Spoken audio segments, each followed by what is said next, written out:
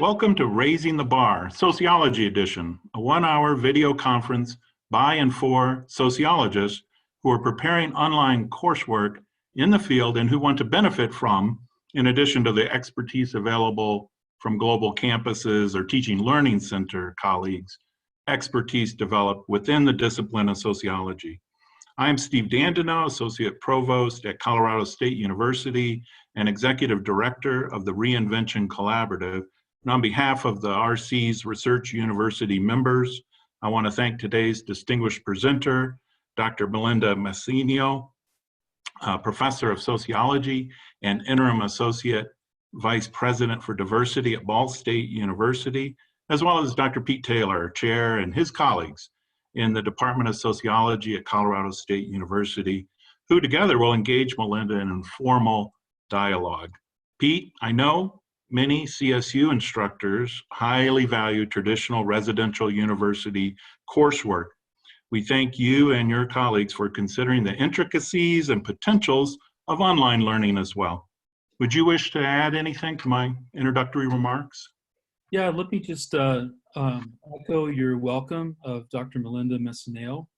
Dr. Messineo got her PhD from University of California, Riverside. She's been an associate professor, chair of the Department of Sociology, and now interim associate vice president for diversity. She has research specialties related to online teaching, sociology of media, immersive and service learning, technology, science of learning, and other relevant areas. And she's also a national level ASA expert on online design and instruction. Melinda, I just want to tell you a little bit about the department to lay some groundwork for the discussion we'll have later. Sociology department at Colorado State has 3 concentrations in general sociology, criminology, criminal justice, and environmental sociology. We are a department that cares a lot about teaching. We have very strong residential instruction and online programs.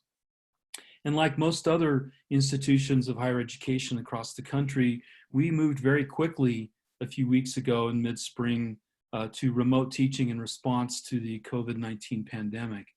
And I think it's fair to say overall, we've been pretty successful at that, but it was a really unprecedented challenge that we all rose to. Right now, we're preparing for a fall that we're hoping is going to include face-to-face teaching and remote and online teaching, and perhaps online hybrid modes. And so, as Steve has suggested, one of the things that we're really concerned about is how can we draw on these technologies for online and remote teaching so that we can really maintain that faculty-student interaction that is the heart, we believe, of quality education. So we want to thank you again for being here, and we're eager to hear what you have to teach us. Great, thank you so much. Thank you all for being here, especially on a Friday. This is fantastic. One of the things I wanted to let you know, so I'll have a few minutes of presentation with you here. And I can make these slides available. So if you would like to have them, I'll definitely send them forward.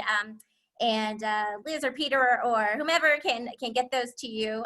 Do not hesitate to reach out to me as well if you have any questions. And I just want to thank Colorado State University and the Reinvention Collaborative for this invitation. I'm always excited to engage in conversations with colleagues, and this has never been a more critical time to have these conversations. So thank you.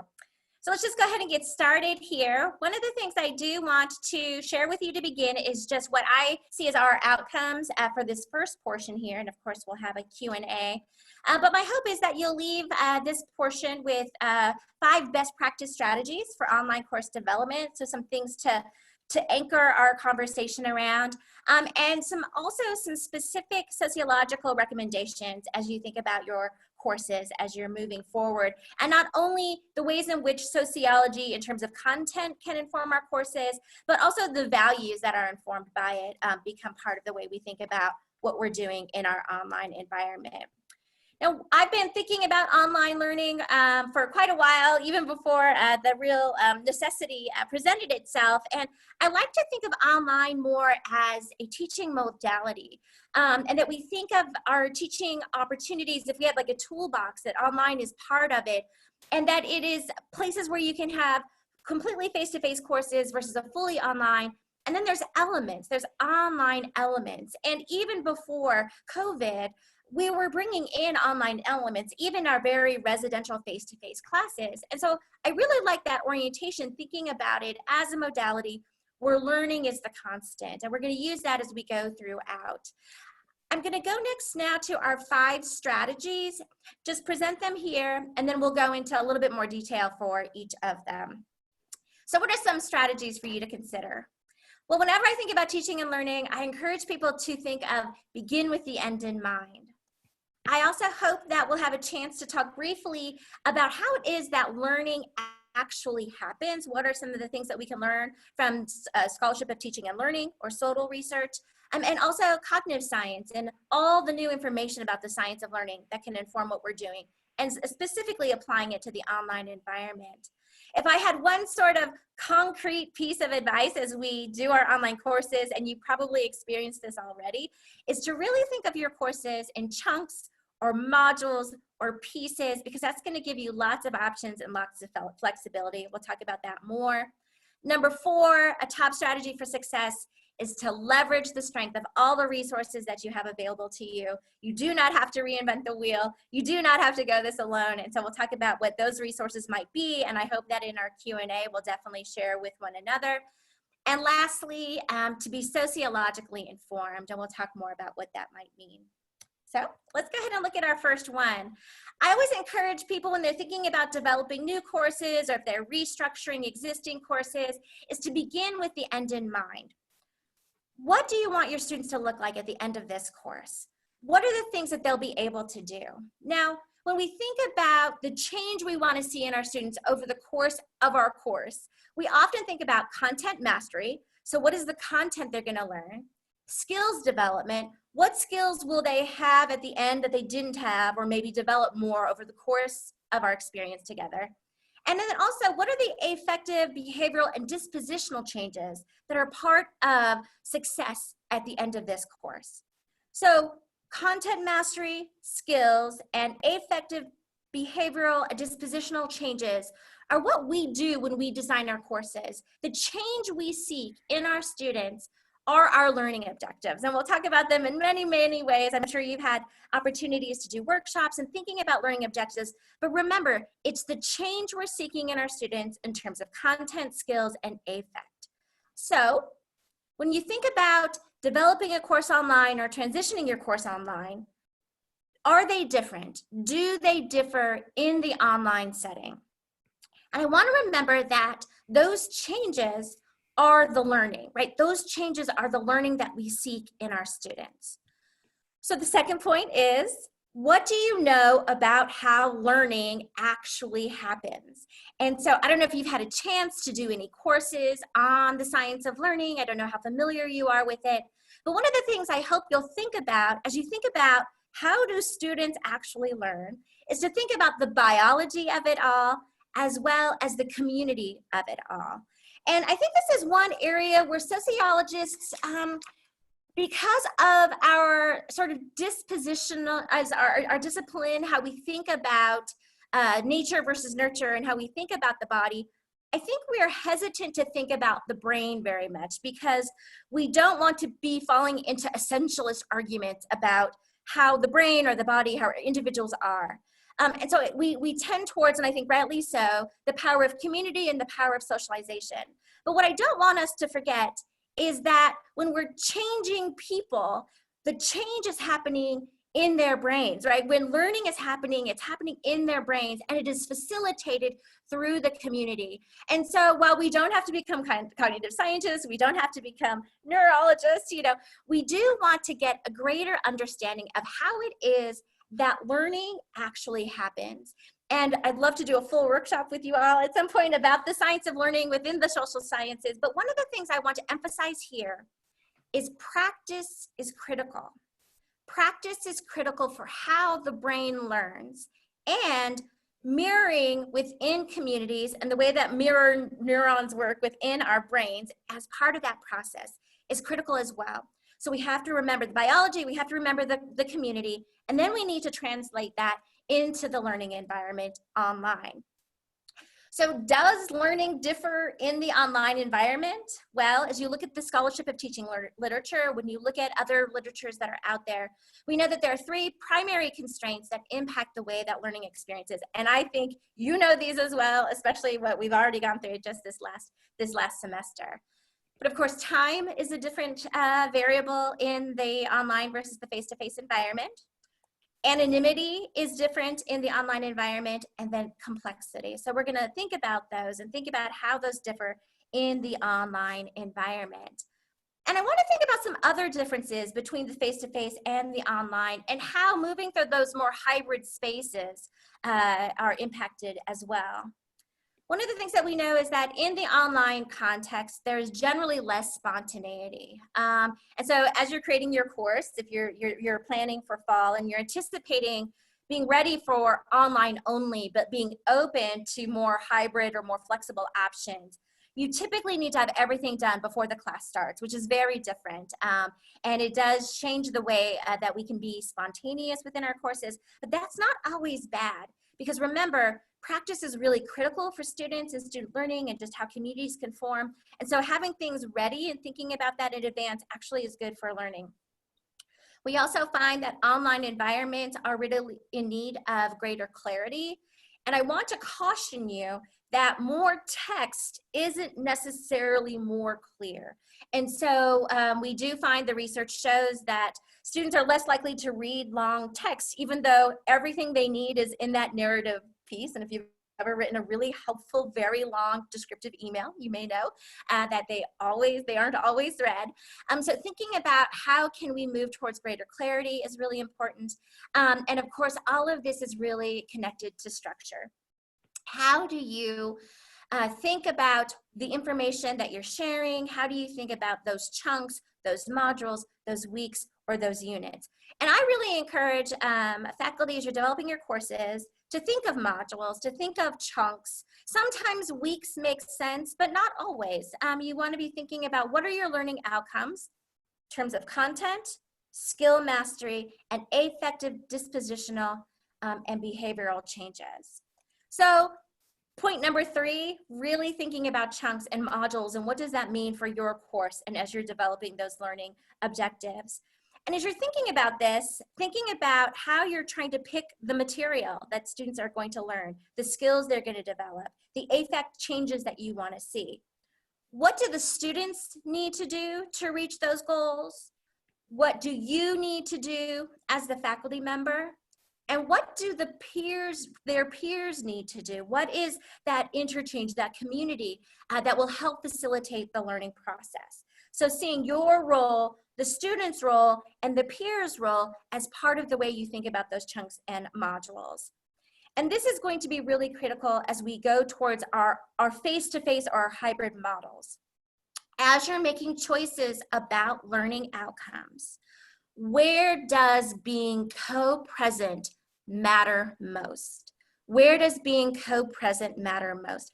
Because if you're only going to have some time together, or if you're going to have to be distant or in other ways in the physical classrooms, really thinking about, and dare I say, leveraging those face-to-face moments for what is most impactful.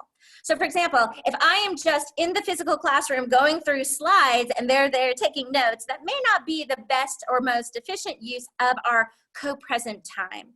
So when we were talking about online earlier, when we were talking about, as a field of higher education, we were talking a lot about flipping classrooms, where we would move a lot of content mastery out of the physical classroom and leaving it to liminal or online spaces, and then using our co-present spaces for what they do best. And that's about discussion, dialogue, having conversations with one another, doing role plays, doing scenarios, doing case studies, right? What is best done co-present? Can you pull those out? Then how can you think about them in those ways? So one of the things we remember is that learning occurs through experience, engagement, and practice. Practice, practice, we want to remember that. So again, what should your students experience?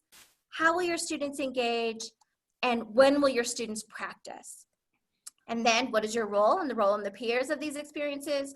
What is your role and the role of their peers as students engage? And what is your role and the role of the peers in practice?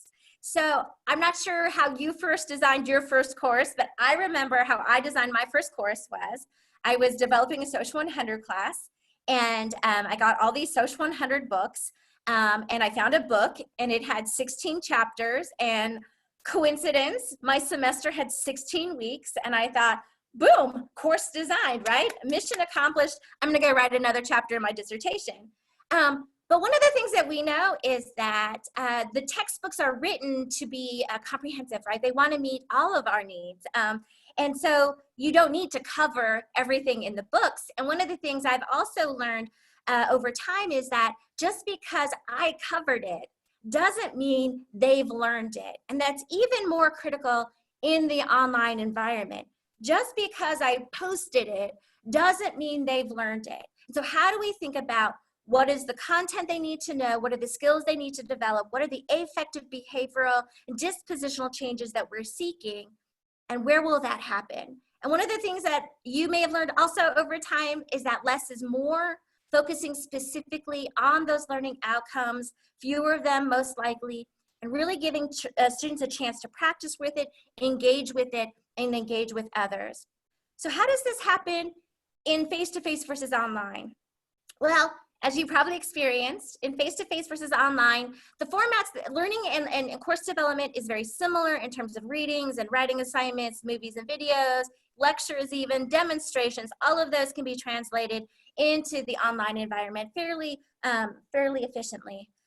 Where they differ is in that community space, right? And you even said at the very beginning how important that coming together is for your students, for your department, and for your campus.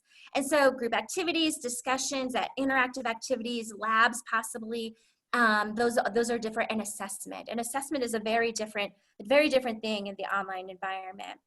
I'm going to go through these quickly, just with the reminder that I'm going to make these slides available so you can look at them in more detail. But what I want to communicate here is that things that we're used to doing in the face-to-face can be translated into the online environment. But what you want to remember is it's not so much, I used to do this face-to-face, now I have to do this exact same thing in the online. Instead, think about what was the learning that happened in this face-to-face experience? How can I replicate that learning, not necessarily that experience, but that learning in the online environment? And again, reflecting back on the first time I ever designed a course, same Social 100 class, I remembered my chairperson at the time, after I designed the course, asked me what my learning objectives were for the course because they had to integrate it into our assessment. And, complete candor, I'm like, I didn't have any learning objectives, right? I used the book, I had 16 weeks, I made tests, I made PowerPoint slides, we're good to go. And so I wrote my learning objectives after I had created my course, which was backwards, right? I needed to know what I wanted the students to learn and then design my course around that. That's what we want to remember in the online environment. It isn't the coverage, it's the learning. So how do you do that? So here we have examples of how you can translate the face-to-face online. Of course, you've had lots of experience probably already trying to figure out how you've gotten lectures and class discussions and group work and exams online. But one of the things I want to emphasize in this context is how we assess learning in online is probably the thing that is most different. Because the things that we were able to control or constrain in the face-to-face environment, and even if it was like a lab environment or something, if they were doing testing labs, the idea of having access to materials and time are now completely different variables in the online environment. So what we want to think about as we move online is, what does having learned it look like in the online space? And so what we find is we move away from a lot of the terminology, the remembering of terms, the recollection of terms, to application within real world contexts. And so I've worked with numbers and numbers of people, and they come to me and they say, hey, Melinda, I'm totally on board. I love active learning. I love doing projects and stuff. But I have classes of over 100 students who are now in this online environment. How am I supposed to make this work? And so one of the things I really hope that you'll think about is how can you leverage all of the resources that you have available to you? And, you know, one is, what are the physical resources that are available? And then also the human resources that are available. How can students be their own assessors? You know, how can they do self-checks and apply rubrics themselves to their own work, and in a more formative assessment sort of model where you're doing more of the summative or the end type assessment? And so how can you think about that? How can you think about peers who are doing reviews on drafts with really clear guidelines, right? How do you do a good peer review and then translating that into your online environment? And so we often feel in online that we're alone, right? Or it's very tutoring, like it's me tutoring 100 students. But remembering that you still have all those resources, right? You still have all those people together. You can still use that community.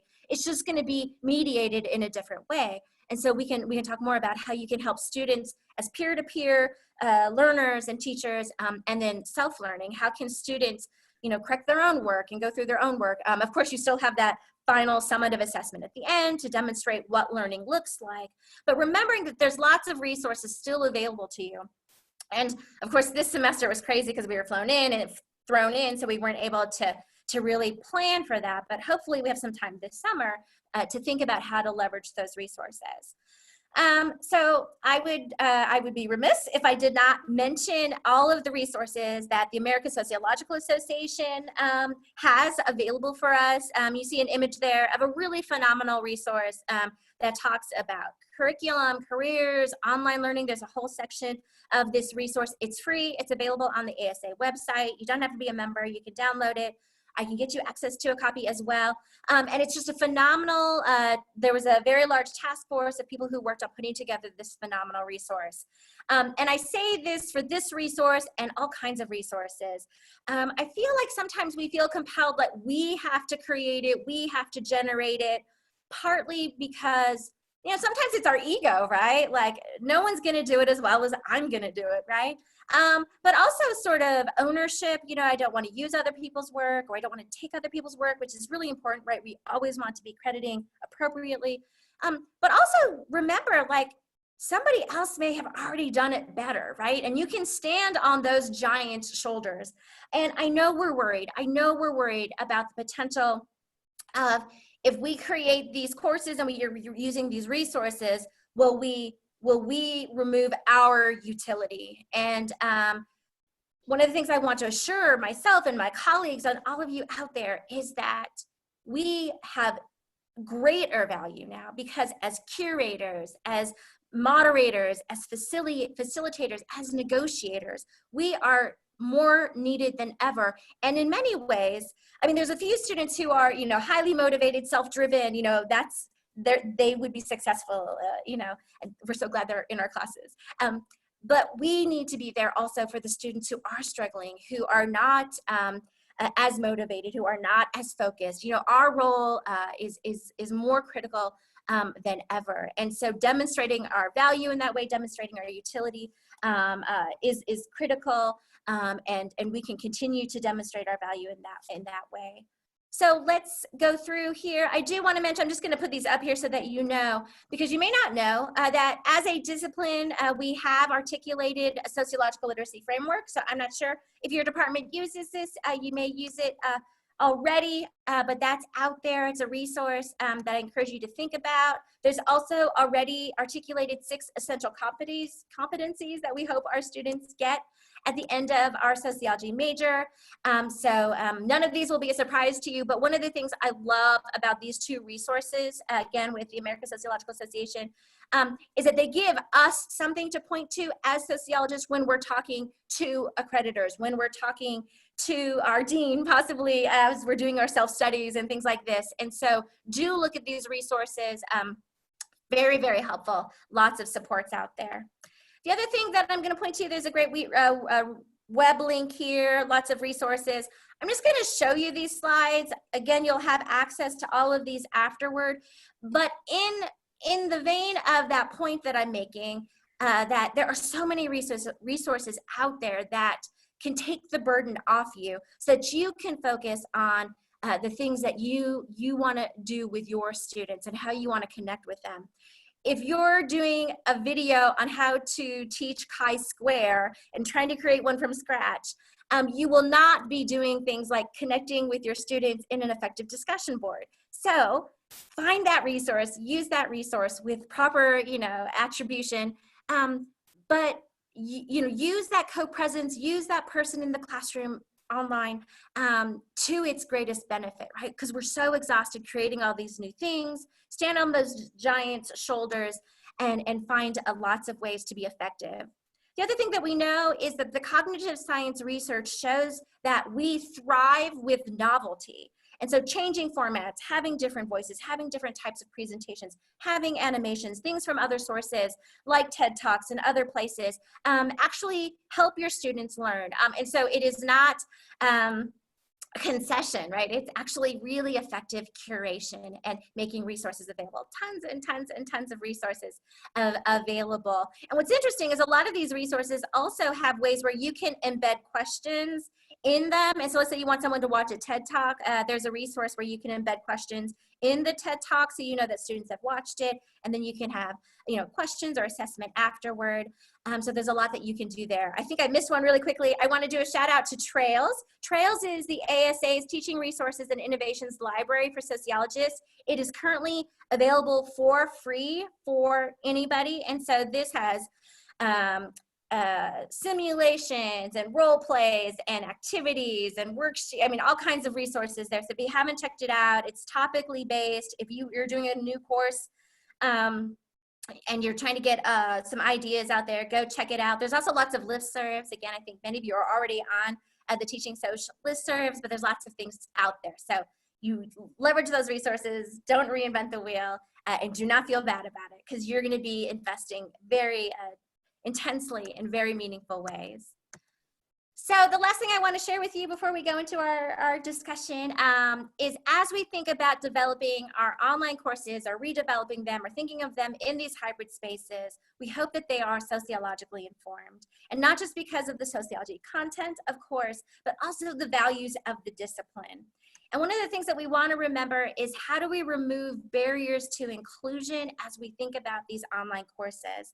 A lot of the early conversation is everyone was transitioning to online was, should they be synchronous or should they not be synchronous?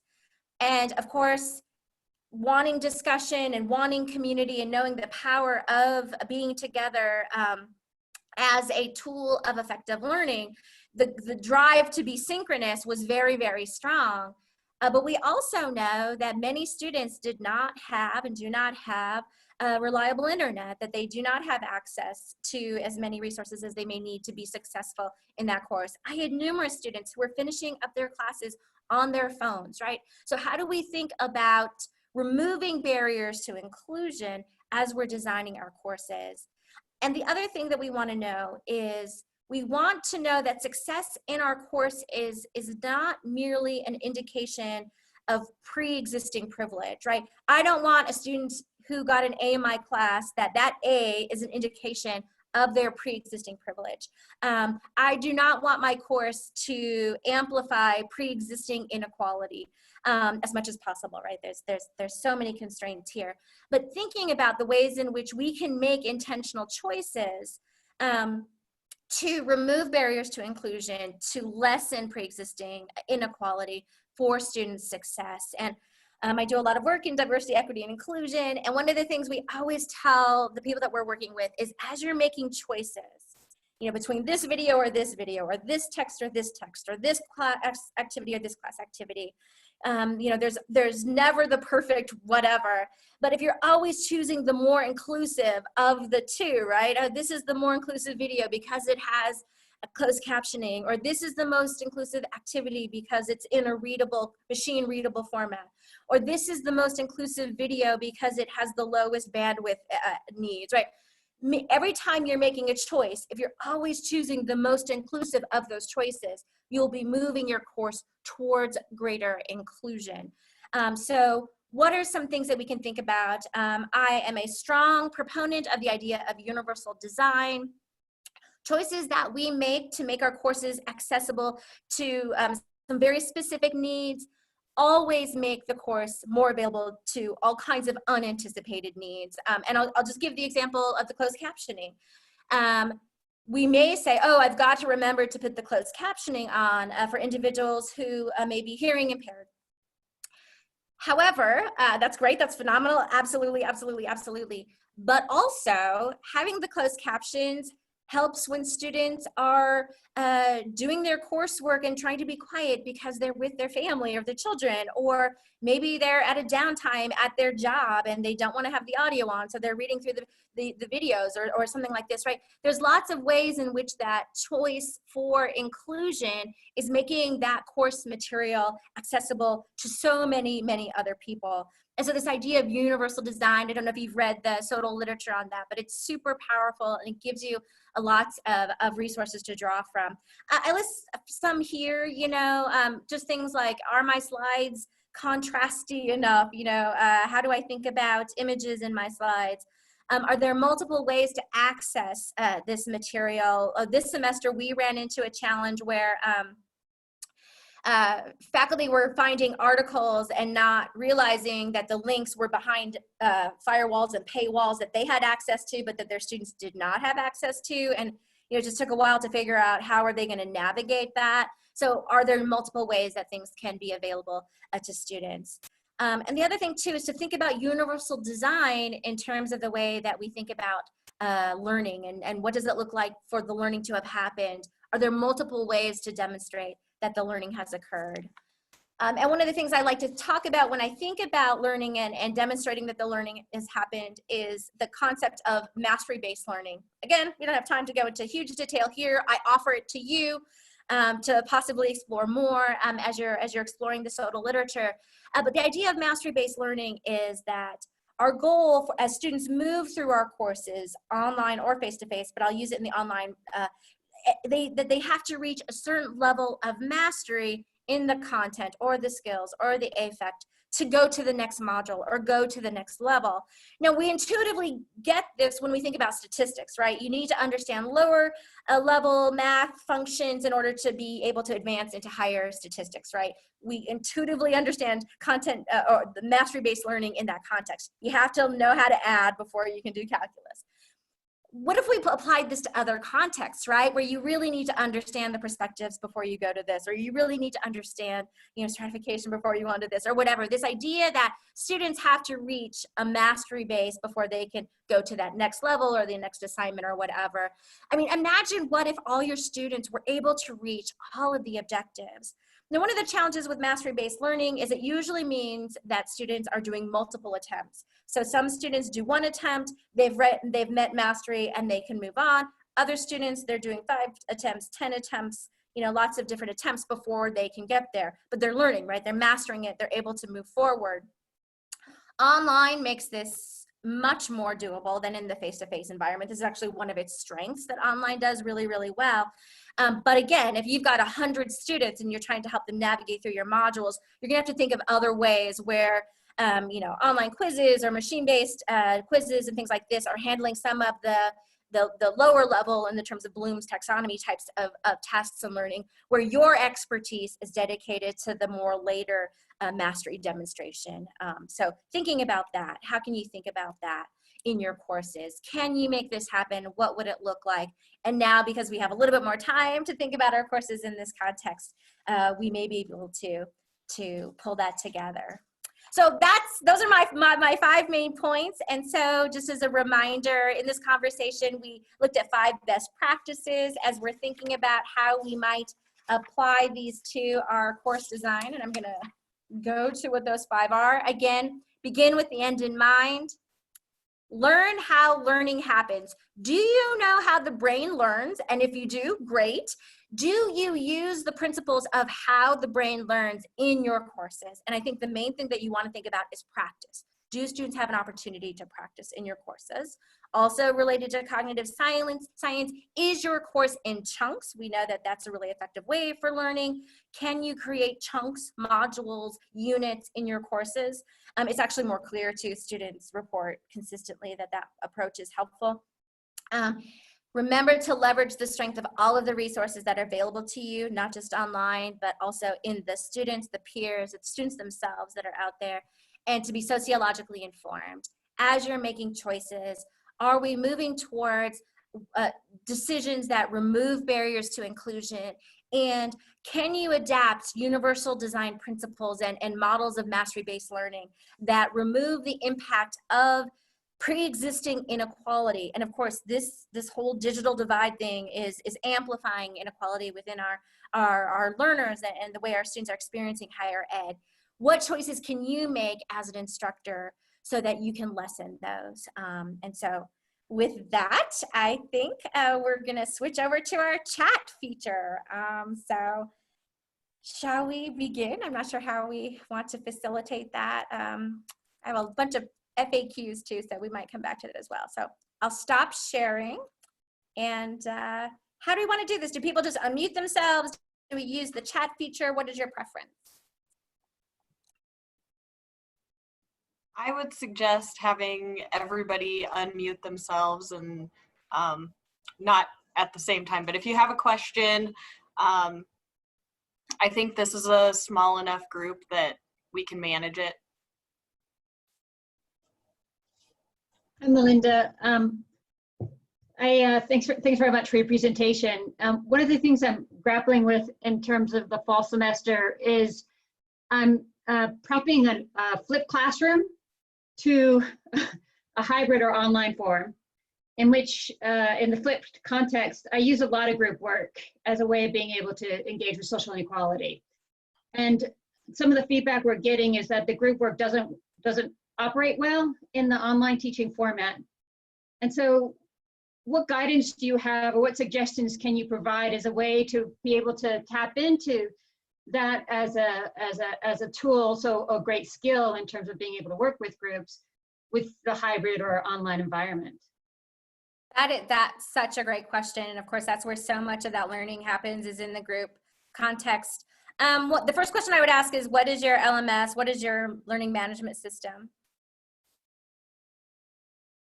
Do you use Canvas or Blackboard or? Canvas.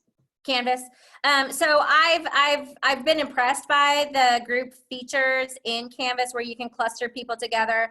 And so one of the things that I think is useful is if you have groups and they stay as groups for a while, but that you do have some changing groups over time. So there's some stability, some structure to the groups that you're using, the discussion features in the Canvas, your LMS, to have them talking with one another. When we're doing the whole course and they're trying to have discussions and working together, that is less successful. So breaking them down, having somewhat dedicated groups in your course. Having pre-work, now this is not something that I would typically have done in my face-to-face, like we'd come in, like they would have done the reading or whatever, we would come in. But having some prep that the students have done in advance before they come to do the group experience, I think is helping because it primes them a little bit more. And then having a clear outcome for what they need to produce at the end of that. Again, you were already doing this in class when you were doing that, but being much more explicit about what that looks like. I've been using, there's some quiz features in Canvas, but you can also think about SurveyMonkey or Qualtrics or some of those other survey features. And so again, something to think about. You're already familiar with the flipped model. Can they do some pre-work in that prep for the group? And they have to finish it before they can do the group, so that you know that they've done a few things. And some of the, I can think like a stratification activity where they're trying to think about what are the things that you want to have anticipate. And then are you doing them synchronously or asynchronously? Are they trying to do groups with each other? How are you handling that? Well, and they're doing it with each other, so there's that element that I still need to kind of think through. But some of it's also related to group projects. So, you know, I understand like the smaller discussions, and I see some of the ways of making those happen in an online format. But I'm a little bit concerned about the project aspect of it. Yet I think it's really important for various reasons. Yeah, I completely agree. I think they should still do group projects, and they can do group projects. One of the things that I found effective is whether or not the groups have group contracts in advance before they go into either the face-to-face or the online environment. And so one of the things that the contracts do is it really articulates what the roles are and who's working on what in the project. I also do weekly check-ins with my groups, and they have very specific goals on a scale from 1 to 10. How are you feeling about the project? 1, oh my gosh, we're a train wreck, or 10, everything's great, we're doing amazing. So doing regular checks with my groups, and again, this can be an online quiz feature or, Qualtrics or however you want to do that, but I'm getting feedback from the groups. And then I have the students articulate, what is the next thing I need to be working on for the group project? And then the third part is there anyone in the group who's missing an action, who we are concerned about not pulling their weight? You don't say it exactly that way, but this idea that either the group needs to reach out to, and in their contract that they put together, they articulate, okay, these are the roles, these are the expectations, and this is what we're going to do if the students are not meeting the group's expectations. Like, they set their own goals and they say how they're going to intervene. The first intervene is that the group has a conversation. The second intervene, then they can reach out to me as an instructor, and then I'll have a conversation, see how I can help and work with them. They also have individual grades and group grades, and then there's individual self evals and group evals, right? So all of these are part of that process to work the group, and then doing that also in the online environment. But one of the things that I made happen, and this was time consuming, was I met with groups in Zoom meetings to have conversations with them. And so while I didn't have a lot of synchronous class meetings because I was nervous about just access and bandwidth and all these sorts of things, bringing the groups together and having them have conversations, helping facilitate those conversations was really, really important. So I completely agree. It can happen. But it's again that idea of clarifying what are the roles, what are their goals, what are we trying to accomplish here. And do you already have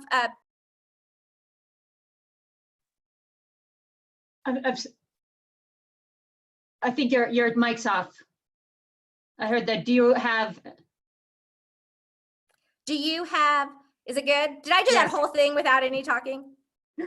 No, just up to the do you have. Oh, okay, good. Because it was amazing. I'm just saying. Sorry. No. Do you have them do a peer eval? Yes. So do they see it before they start the project? Yes. Okay, good. Yeah. So what are your concerns? Or maybe, I don't know how much time we can spend on this, but what are you concerned won't work? Well, just again, the feedback that we were getting in terms of some of the initial, so the survey being done about the students' experiences with the quick transfers that had to be made, and the larger group projects were seeming to be places of weakness in terms of achieving what we're trying to achieve with education. And so just, what could be done to bolster. So the things that you suggested were fantastic. So I appreciate that. I have a question to add on with that. You're on mute again. So I teach law enforcement, and I have a large group case study based on a real law enforcement scenario. And I ran into a lot of the same problems that Lynn was just discussing. But one thing I also found was that I got a lot of technological based kind of excuses that I have no way of verifying, or, I had one group where a member basically didn't have any contact with them until a week before the project was due. I tried emailing him multiple times through Canvas. I even went and got his direct email off of our Aries system that we use for, course organization and whatever. And he just didn't respond to things until finally he's like, oh, I haven't been getting any of these messages. And I don't know how to deal with that, because in a class I can grab someone and pull them aside and be like, hey, what's going on, or things like that. And so that kind of worries me about the fall, because I do a lot more group activity in my social problems course than I do in my law enforcement, which is just a big project. And I'm sure I see everyone nodding. I think a lot of people have this very same experience. And what's so hard is that could be 100% true, right? And so how do you know when it's, not happening, when happening? And so I always say I have to give students 100% benefit of the doubt. That's what's happened. And so how do we anticipate that you know, and moving forward. So one of the strategies that I've heard people using is a emergency contact information. Okay. And so coupled with weekly check-ins. And so imagine Monday, 8 a.m. It doesn't have to be Monday or 8 a.m., but Monday, 8 a.m., I'm going to send out a message. And if I don't hear from you within 24 hours, I'm reaching out to your emergency contact. And that emergency contact has to be someone who can get a hold of you. Now, I can imagine students saying, you know, I'm not going to give you that personal information, but we can say now, like, you know what, this is so critical and we are so committed to your success that we know that there can be technological breakdowns. And so I'm going to use your emergency contact information. And this has to be a pretty stable thing. Now, someone could say, well, what if that emergency contact information doesn't work either? Then that's gonna be a problem. So maybe 2 emergency contacts. So I think we're open to that. But what this does is I'm gonna expect you to be accessible. And if I don't hear from you, I'm worried, right? I know this is important. Like, so it's a different tone, not that you had a bad tone at all. I'm sure you were super supportive, but this idea that I'm gonna notice. Now again, Melinda, I have 100 people online. This is unreasonable. This is unrealistic. So let technology be your help. Are there ways that you can do this within your learning management system? Are there ways that you can have a buddy system? Okay, everybody, we're doing our check. Reach out to your accountability partner in your class. If you don't hear from them by 3 o'clock on Wednesday, let me know and I will reach out to their emergency contact information, right? So like, have we ever done anything like this, right? Talk about unprecedented time. Like Steve, we were talking about unprecedented. This is unprecedented. But I mean, we would do this in a conference, right? We would make sure we knew where people were. So think about that. I don't know. Do other people have ideas? Thank you. I guess in my situation, you'll find out is probably 90% of the class is going to respond to that weekly letter or something. And what I did as this became a problem with a few students was email them directly, like a few times a week, say stuff like you said about I'm concerned, you know, what's going on, please let me know. And usually by reaching out on that individual basis, I did get a lot of responses. And since it wasn't the whole class, it was manageable since it was only maybe 5 or 10% of the class, you know. Awesome. The other thing too is by having partners, accountability partners, or whatever other language you want to use, I usually can get a hold of that person. And so for example, one student said, I said, how's it going? Have you heard from this person? They said, no, but I see them on Facebook all the time. Like I see them posting on their Insta story, you know, like, and so I was like, well, can you reach out to them? And in some ways, I was a little bit hesitant to kind of get into their personal spaces a lot, but the students had already established that sort of, you know, you're welcome into this space. And so they did. And, you know, in both cases that I can think of immediately, the person did not realize I had been trying to reach out to them or had lost track. And again, I don't want it to feel like surveillance or we're you know, tracking people, but we care, right? We want you to be successful in this course. And if you're not present, if I can't connect with you, you know, like for example, on our campus, we made it an option that students could opt into a credit, no credit after grades were submitted. So we did grades just like normal, and then students could talk to their advisors about requesting credit, no credit. And there's a student in one of my classes that we were not able to get a hold of who totally should have used this option, who totally should have gotten credit. And so, you know, talk to a friend, you know, this type of thing. And that mattered, right? That was really significant. So an idea. The other thing I would add to that is you can provide your emergency contact information as well. I had one student who was a very good student, and I knew they were telling me the truth. Their computer started on fire. So they ended up mailing me one of their essay exams and my home address because I gave them that information. So it can cut both ways, I guess. Yeah, and I just saw an article about are our programs ready for if faculty get COVID? I don't know what your access is. I don't know what your backdoor access to the Canvas courses and sites are, but I've been thinking about my course. Like, is my course clear enough that a colleague could drop in and help out? And it's really made me think again about clarity in a way that, I mean, my courses are clear, right? right? You know, but yeah, so other things to think about.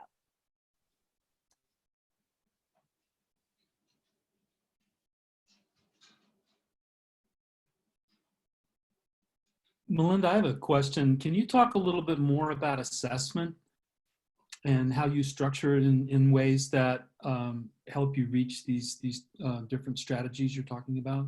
How's it different from RI?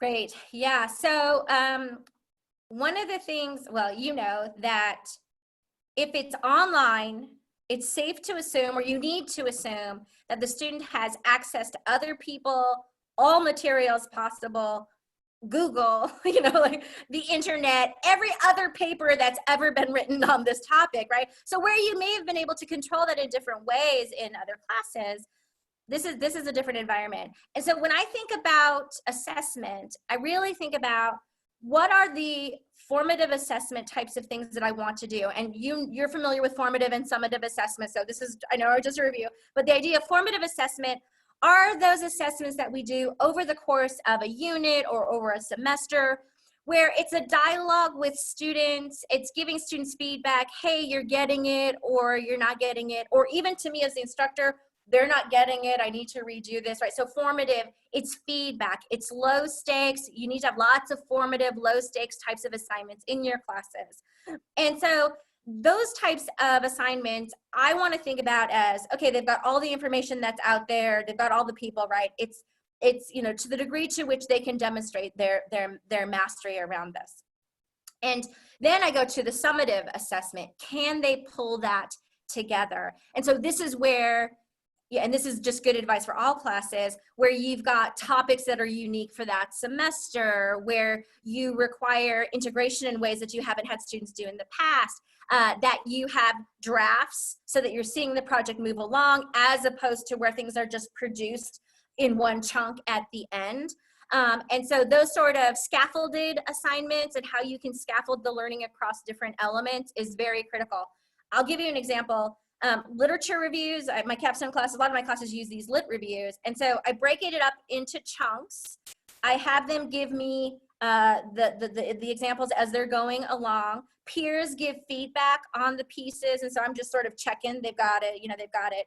And then I have them practice, because students don't just magically know how to write a lit review. They need to practice it. They need to get feedback. They need to redo it again.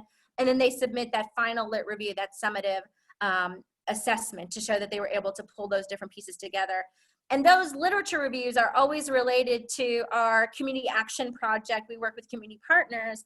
And I changed the emphasis, like, you've got to communicate this to a lay audience, right? Our community partners need to understand what you're trying to communicate to them.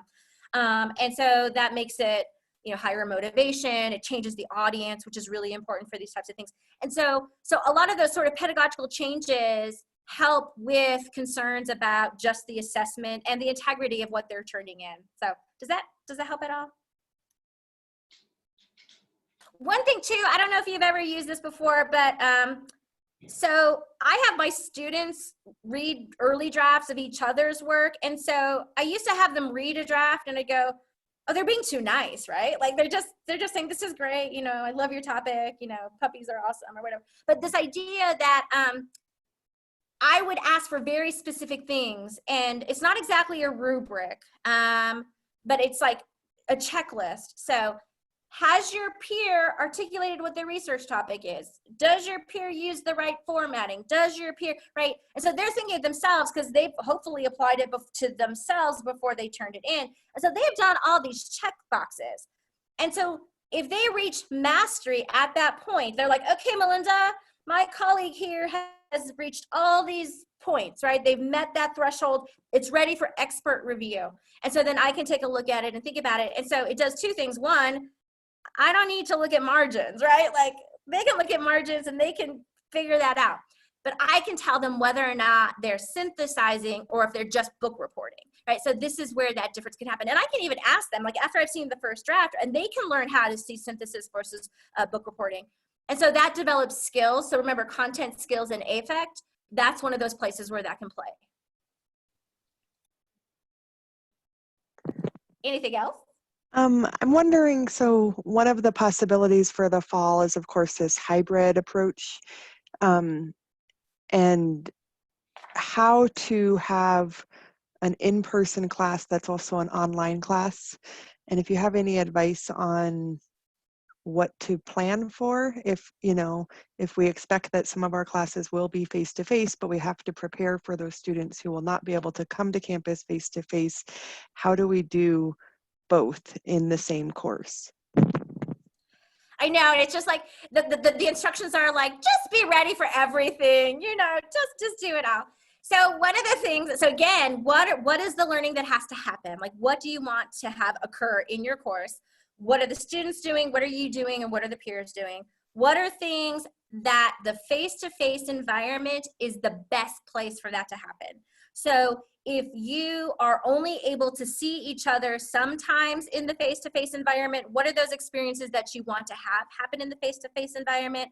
And then if it's a situation where you've got some of the students face-to-face, some of them are always remotely, connecting the students who are always remotely together also in their own online virtual experience of this same experience, thing in advance as well. And so what I imagine is that the face-to-face students are going to have more online course, right? They're going to do, it's sort of like a flipped classroom. So you're going to have a lot of the mastery stuff that's going to happen online before they get there. And then the face-to-face stuff is going to be, why should we be face-to-face? Like, what does brick and mortar do well? If I'm just lecturing in front of a PowerPoint slide, I am completely losing the value of face-to-face and brick and mortar. What does face-to-face do? Discussion, serendipity, that's not the right word, doing things, I can't think of the word, quickly, just on the spot. Case studies, role plays, right? These types of things where being, ingenuity and these sorts of things matter in the face-to-face environment. And so if you're thinking about what are you going to do in that room, like why, like we want to be together, why? What do we want to do? Why are we there? And so I think that's really important for the ones where you're not getting as much face-to-face time, and if some of the students are remote. So maybe for your hybrid class, they're doing more online than you normally would do, but you're really leveraging that face-to-face for the best benefit. The thing that I'm a little bit more concerned about is, so we've been having conversations where like people, like 30-person classes are going to be in 200-person rooms to get the distance. And you know what it's like I've taught in classes that could hold 100, but the enrollment was 40. That's the worst, right? And they're all sitting in the back or whatever. So I make them all come forward, everything.